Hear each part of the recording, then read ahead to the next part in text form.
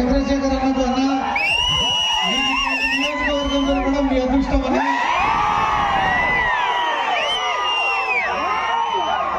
మీకు ఇటువంటి నాయకుడు దొరకడం మీ అదృష్టం.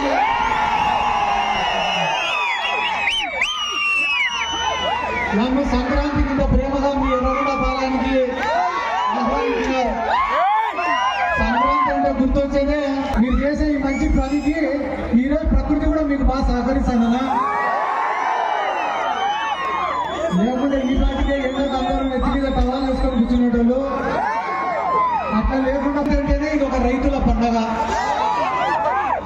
మా నాయకుడు జగన్మోహన్ రెడ్డి గారు అధికారంలో ఉన్నప్పుడు అంతకుముందు వైఎస్ రాజశేఖర రెడ్డి గారు ముఖ్యమంత్రిగా ఉన్నప్పుడు రైతు అనేవాడు ఎప్పుడు కూడా రాజే. వ్యవసాయానికి ఉచిత విద్యుత్ ఇచ్చినాడు, పంట పెట్టుబడికి సాయం చేసినాడు, క్రాప్ ఇన్సూరెన్స్ ఇచ్చినాడు. అంటే పేదాట ఆడేటోళ్ళ కన్నా ఈ రోజు కాకుండా రేపు మంచి ముక్కలు పడతాయి. కానీ రైతుకు మాత్రం ప్రతి సంవత్సరము నష్టమే. కానీ ఏం చేస్తాడు రైతు? నష్టం వచ్చినా కూడా వ్యవసాయం చేయాల్సిందే. ఎందుకంటే వ్యవసాయం ఆయన జీవనం, వ్యవసాయమే ఆయన వ్యాపారం, వ్యవసాయమే ఆయన యొక్క ఉద్యోగం. ఒకవేళ మనం వ్యవసాయం చేయాలనుకో ఏం చేయాలి? రైతు భూమలేదు, అందరికీ చంద్రబాబు నాయుడు అడిగినారు, ఎట్ట సార్ మాకు భూమ లేకుంటే అంటే మంచి పాట ఏమంట. అర్థం ఏంటరా అంటే పవన్ కళ్యాణ్ వచ్చి చంద్రబాబు నాయుడు ఇచ్చిన మొగోళ్ళు చేయడం 2 రోజులు కూర్చారు.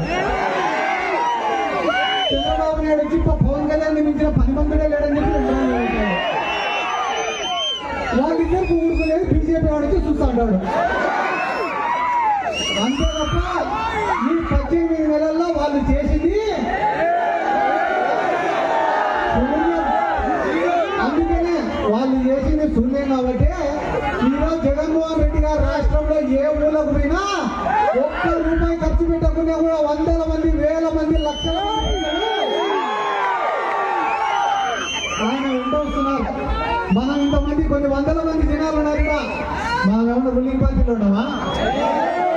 మనం ఉండేది ప్రతిపక్షంలో.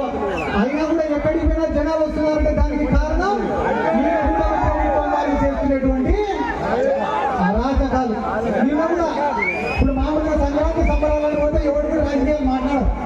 కానీ నేను పవన్ కళ్యాణ్ అడిగినాడన్నా, నాకు రాజకీయాలు అంటే పెద్దగా ఇంట్రెస్ట్ లేదు,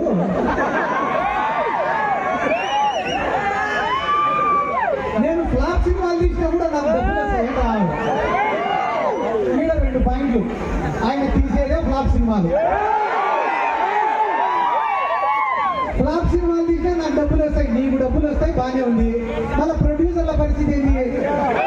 డిస్ట్రిబ్యూటర్ల పరిస్థితి ఏంటి? నీకోసం గుడ్డ తెచ్చుకుంటే నీ అభిమానుల పరిస్థితి ఏంటి? అవన్నీ నాకు అనవసరము, నాకు మాత్రం లెక్కేస్తానంట.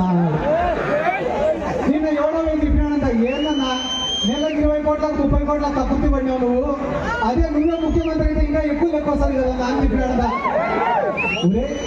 మనం ముఖ్యమంత్రి అయినామంటే మళ్ళా దానిపైన ప్రత్యేకంగా శ్రద్ధ పెట్టాలా?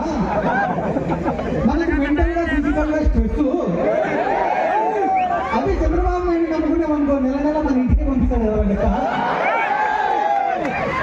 వీళ్ళందరి గురించి నేను ఎందుకు చెప్తానంటే వీళ్ళు కూడా జగన్ సార్ గురించి మాట్లాడడం వీళ్ళు పొద్దున్న నుంచి రాత్రి వరకు లేకపోతే గాంభీర్యం ప్రదర్శించి రాత్రి ఇంటికి పోతే అందరూ ఒకరికొకరు ఫోన్లో మాట్లాడుకుంటారు. ఒక పక్క చంద్రబాబు, ఒక పక్క పవన్ కళ్యాణ్, ఒక పక్క లోకేష్.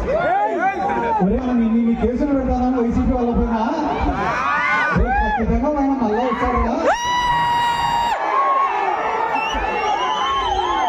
మనం సింగపూర్ పోవాలన్నా, మలేషియా పోవాలన్నా, జపాన్ పోవాలన్నా, మా సార్ అందుకే ముందు జాగ్రత్తగా ఏం చెప్పినాడు,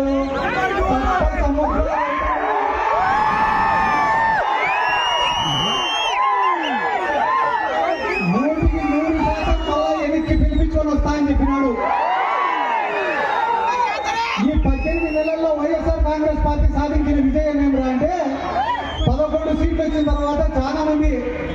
ఒరే మనకు అవసరమారా ఈ రాజకీయాలు, ఎట్లా జగన్మోహన్ రెడ్డి అంటే తిరిగితే కేసులు పడతాయేమో అని చెప్పి చాలా మంది భయపడ్డారు.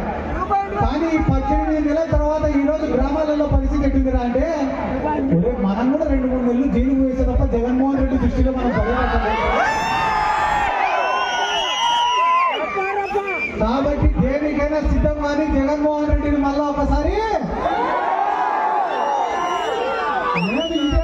నుంచి మన నాయకుడు జగన్మోహన్ రెడ్డి గారికి కూడా ఒక రిక్వెస్ట్ చేస్తానా, సార్ మనమే ప్రతిపక్షాలను తొక్కాల్సిన అవసరం లే, వాళ్ళపైన కేసులు పెట్టాల్సిన అవసరం లే, వాళ్ళని ఇబ్బంది పెట్టాల్సిన అవసరం కూడా లేదు సార్. మీరు ఏం ప్రణాళిక రూపొందించుకుంటారో రూపొందించుకోండి సార్. ఒక 10 సంవత్సరాలు మన గవర్నమెంట్ ఉండేలాగా చూడండి సార్. మీరు చేసే మంచి పనులు చేసుకుంటా 10 సంవత్సరాల అధికారంలో ఉండండి సార్. మీరు అనుకుంటే ఈ ప్రతిపక్షాలన్నీ కూడా ఫామ్ హౌస్లకు పరిమితం అవుతాయని చెప్పి ఈ సందర్భంగా నేను మరొకసారి చెప్తానన్నా, చేసిన మంచి మనం చేసే కష్టాన్ని కూడా ప్రజలు ఎప్పుడు కూడా గుర్తు పెట్టుకుంటారు. ఈరోజు జగన్మోహన్ రెడ్డి గారికి ఆయన చేసిన మంచి శ్రీరామ రక్షని కూడా ఈ సందర్భంగా నేను తెలియజేసుకుంటూ, ఈరోజు సంక్రాంతికి పట్టణాల నుంచి అందరూ పల్లెలకు వస్తున్నారు. కానీ పల్లెలలో ఏ రైతు ముఖంలో కూడా సంతోషం లేదు. ఎందుకంటే ఏ పంటకు కూడా ఒకనొక సందర్భంలో మా నందికొట్కూరు నియోజకవర్గంలో మొక్కజొన్న కొనుగోలు కేంద్రాలు పెట్టాడు జగన్ సార్.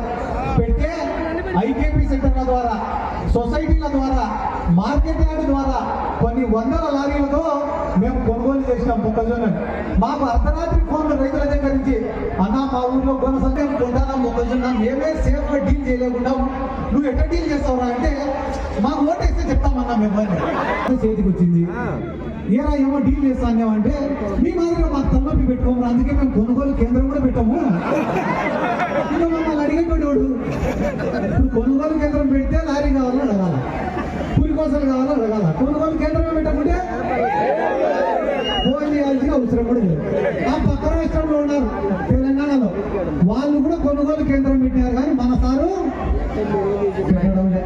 ఏంటి సార్ మా రైతుల పరిస్థితి అంటే, ఒకే ఒక పరిష్కారం, మీకు బాధ వస్తే మందు దగ్గర పడుకోండి. అంతకుమించి మీరు ఏం మాట్లాడినా నిన్న మొన్న గ్రామాలలో కోళ్లను పొట్టేళ్లను వచ్చినప్పుడు కేసులు పెట్టి లోపలేత హింసను ఒప్పుకోవడం చంద్రబాబు నాయుడు. ఆయన మాత్రం పుష్కరాలకు 30